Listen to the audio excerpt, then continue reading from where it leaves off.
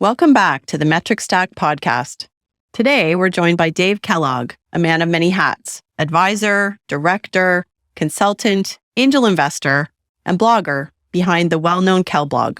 Dave's currently executive in residence at Balderton Capital and joins us today for a conversation about a metric called cash conversion score. I'm Lauren Thibodeau, and I'm joined by my co-host, Klipfolio co-founder and CEO, Allan Villa. Big welcome to the show, Dave. Hi, thanks for having me. Dave, it's super to have you on. So before we get into the details, let's set the stage. We're talking about cash conversion score. What's the context that we should be thinking about here? So I think the context is if you just wanted to try and get one number that said how efficiently a startup, if you view startups as organisms that convert venture capital into ARR, and there's other things they do, but ultimately, right, how efficiently do they do that? That to me is the context. I have this picture of this sort of amoeba gobbling up cash and, sort of excreting something else of value. So venture capital goes in, ARR comes out. There's a lot of byproducts. Now cash conversion score, I've also heard a similar metric called capital efficiency.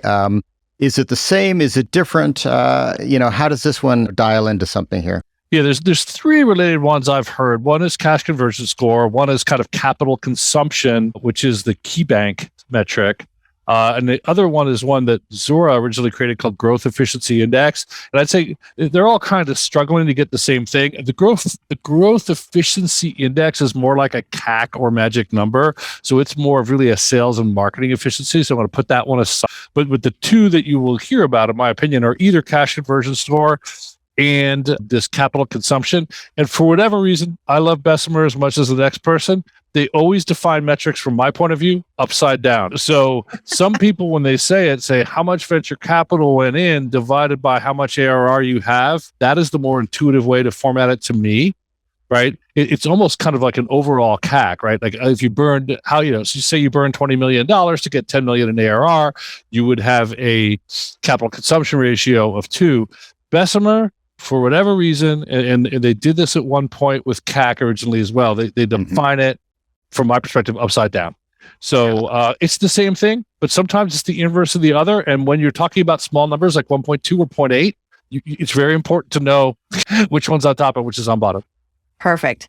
So who should be looking at this metric and who shouldn't? So I think investors look at it not super deeply, to be honest. I think investors tend to focus more on what I call the leaky bucket metrics, which is how much does it cost to pour $1 of new ARR into the leaky bucket, and at what rate does ARR leak out of the leaky bucket? So the first order investor view to me is leaky bucket, but I think kind of as a second order metric. I mean, I do think investors ask questions like, well, how old is a company? Right. That's actually a very important metric, even though it's not hard to calculate. And how much venture capital has gone in. I think this metric is potentially most dangerous when a company is pivoted. If you've raised $10 million, not got a lot to show for it, switch business strategies, and then start it again, well, you're going to look bad on this metric because you put 10 or maybe $20 million into plan A that didn't work, and now you're working on plan B. So I think this metric can work against you in that situation, so you need to watch it. All right, so let's hold it there because we got to get into the math a little bit. What exactly is in this metric? How do you calculate it? Sure. So I'm going to speak about what I'll just call capital consumption ratio, which is 1 over the Bessemer cash conversion score. So the way you calculate it is you put the total capital you've consumed on top, which I view as how much you spent, right? You put capital consumed on top and you divide it by ending ARR, right? So at the end of this quarter, since this is the last day of the quarter, what was ending ARR? We'll take all the capital we've consumed. So just say we've consumed $50 million of capital and we've got 25 million in ARR. Therefore, our capital consumption ratio would be 2.0. I think to give you the precision on that, what does capital consumed mean? I did a blog post on this once where I talked about capital raised, and that can be misleading because a lot of companies, especially these days, might raise 100 million and not spend it all. So the way you calculate capital consumed is basically VC raised plus debt raised minus current cash balance, and that'll say how much cash since inception of the company has been consumed divided by how much ARR you have in effect to show for it. Yeah, and I think that's important. We were chatting before the show as well. We were wondering, is this specifically to venture money in? Could it be lenders putting money in? And really, it doesn't matter. What matters is how efficiently are you taking that capital that you've brought in and turning it into ARR. Exactly right. I mean, literally, I started, it was kind of a tongue-in-cheek joke, but it's a simple way to think of it. Startups or organisms that convert venture capital to ARR, and how efficiently do you do that? And there's a lot of reasons to explain it. Sometimes you have a massive product investment up front, if it's an infrastructure company. Sometimes there's not. If it's a simple, lightweight apps company built on an advanced platform, maybe there's not. So there are things we need to look at to interpret the metric, but to calculate it is pretty, how much did you spend and what do you got? So now it seems to me that this is a metric that is predominantly used by investors. They're sitting around on their Monday morning meeting and they're looking at this metric for each of their portfolio companies. Is this also a metric that is being used by the founders and the executives as well, or is it changing? Yeah, so I personally think it's kind of a second order investment metric, right? That they're going to look at first at ARR and ARR growth, then they're going to look at the leaky bucket, net dollar retention, and churn, and then they're going to say, wait a minute. To me, the third order is how old is this company and how much capital has it consumed life to date. So I do think investors look at it, but it's not the first thing they ask, but they get to it, and it matters because if it's off, it's going to be like a yellow flag, and they're going to say, hey, we have to ask them how come they've 3-to-1 instead of what it might be a more normal figure between 1 and 2-to-1. So we make a note, ask about that. Now, I think operators should care about it because investors care about it. And I think operators should care about it, particularly if they've done a pivot, because a pivot will make you look bad on this metric. Fantastic. So let's take that operator thread for a minute. So can you just give us a sense, Dave, like what does good look like here? What does great look like if you're an operator? Let's start with that. I think if anything less than 1 on capital consumption, like just say you raised 90 million and turned it into 100 million, not you raised, sorry.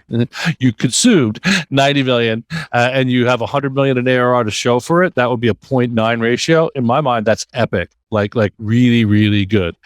I think the norm is between 1 and 2, right? So, you've consumed 90 million, and you now have 45 to show for it. Well, that's 2. You have 60 to show for it. Well, that's 1.5. Those are all, in my mind, perfectly respectable. I think between 2 and 4, it starts to get on the high side where like, okay, wait a minute, why did I have to pick 90? You've consumed 100 million just to make the math easier, and you have 25 to show for it. That's 4x. That's high. Because we think, less than 1 is amazing. Between 1 and 2 is good.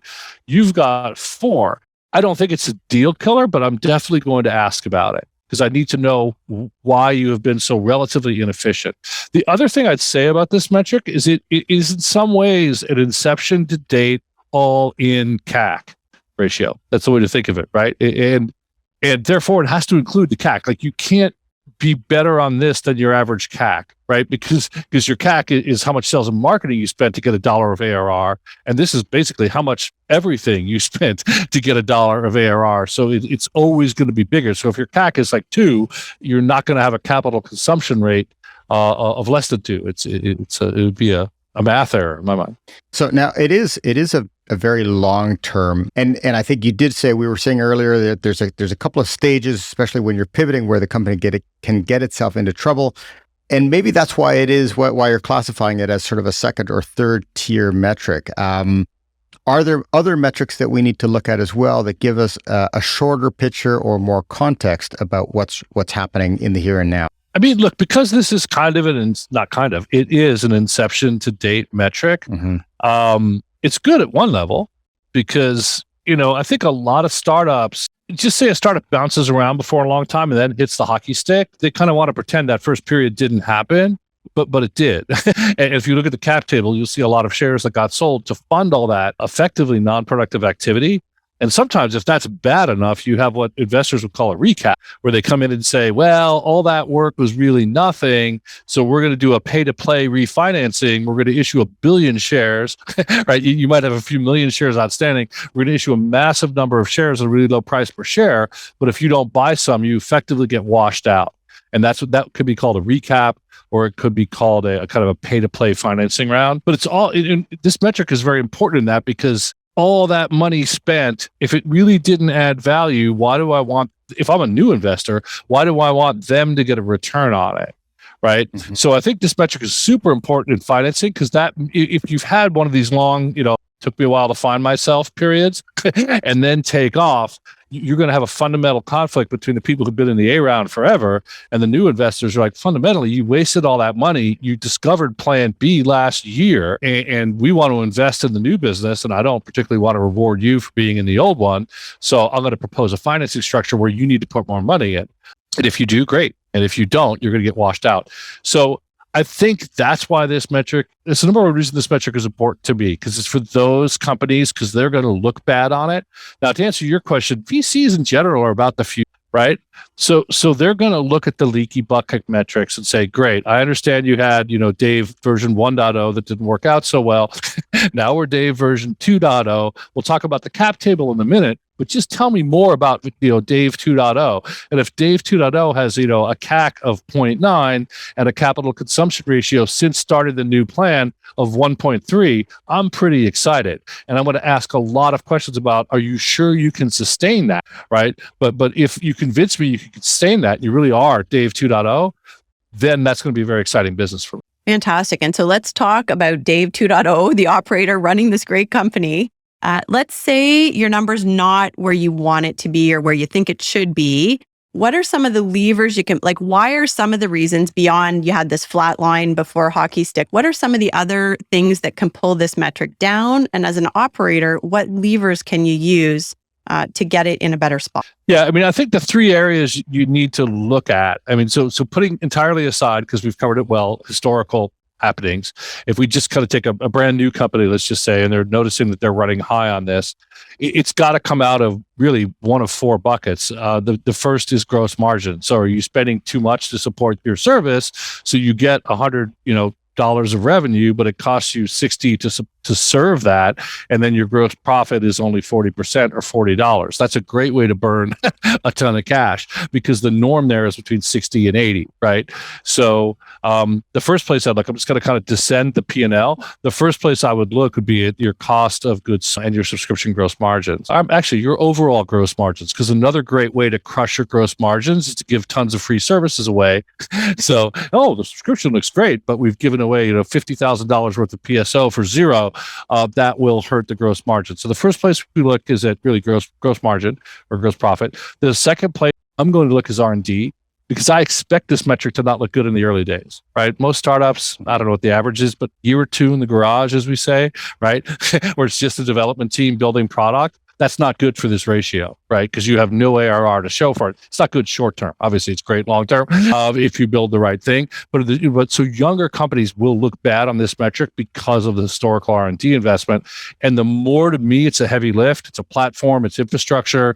The worse it's going to. Right? Because you're going to have a bigger team working longer to create the technology. After that, then you basically go to sales and marketing, which is, is your sales and marketing efficient? And we've talked before, the best metric there is the CAC ratio, which is how much you spend to get $1 of new ARR in sales marketing.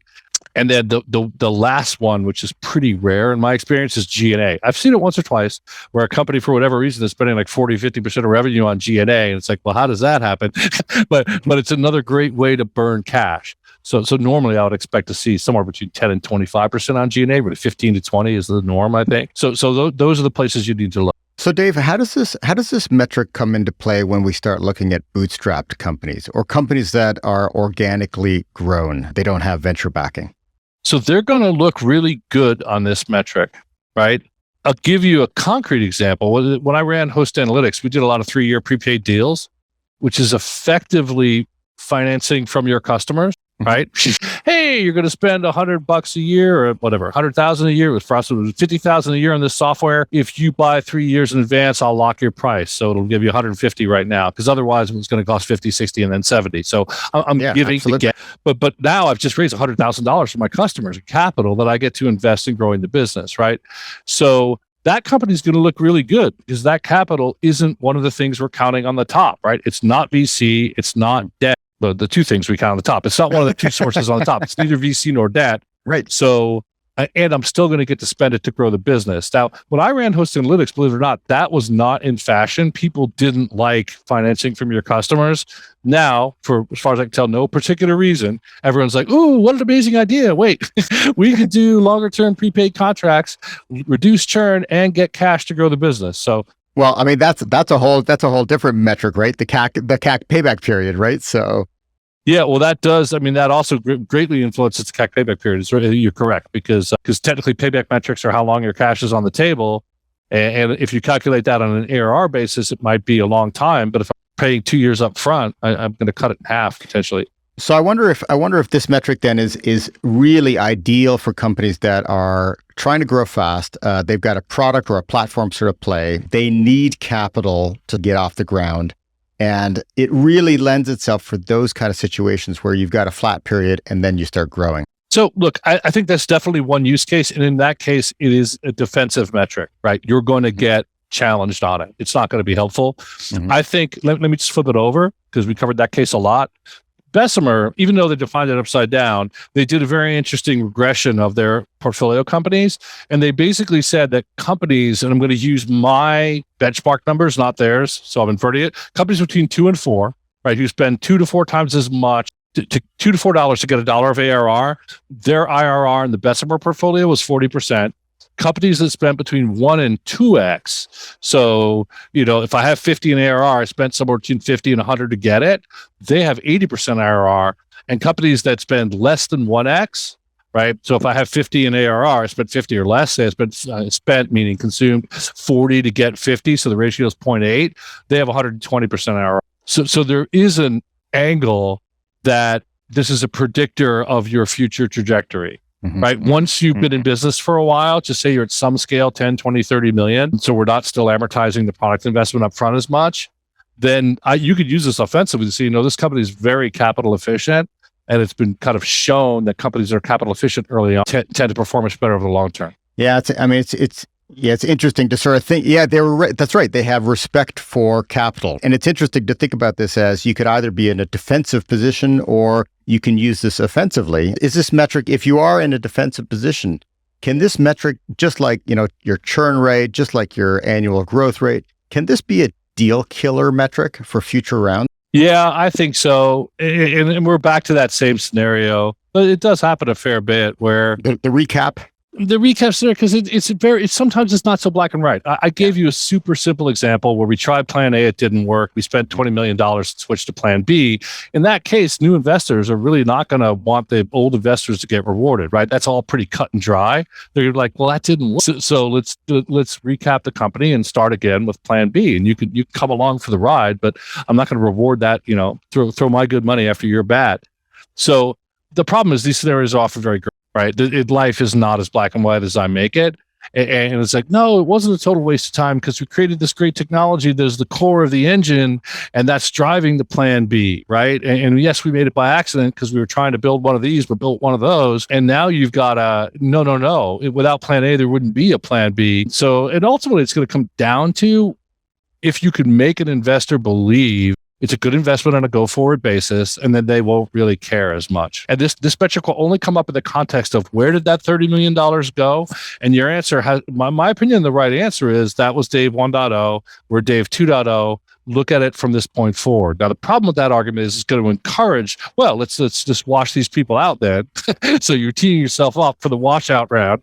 And you can say, well, wait a minute. No, because we did get this great stuff from the wreckage that we're carrying forward. But in the end, it's all going to come down to whatever term sheets the company gets. And if they're only term sheets that are kind of, wash out or recap in nature, then they take one of those or they don't raise money. If they manage to convince somebody that, no, we should do a more normal looking round. And yes, we've burned a little too much capital to get where we are, but we shouldn't do anything radical because of that, because we're on a great trajectory, then you'll get a more normal term sheet, maybe not at quite the valuation you would have hoped. But yeah, these things they get gray fast, and the gray cases are the hard. Perfect. Dave, you mentioned a couple related metrics already, and most recently IRR or internal rate of return. Are there other metrics related to this that you think folks should be aware of? I think we covered the big ones. I like this metric. Personally, whatever it's worth, I like this metric. The other way, just for fun, when this metric gets too high, I'll just tell you my joke is that startups actually, they take VC and convert it into two things. ARR and hype, and there's nothing else. And therefore, if you're inefficient at producing ARR, you should be producing lots of hype. And you will see some of the more hypey companies are very high on capital consumption ratio.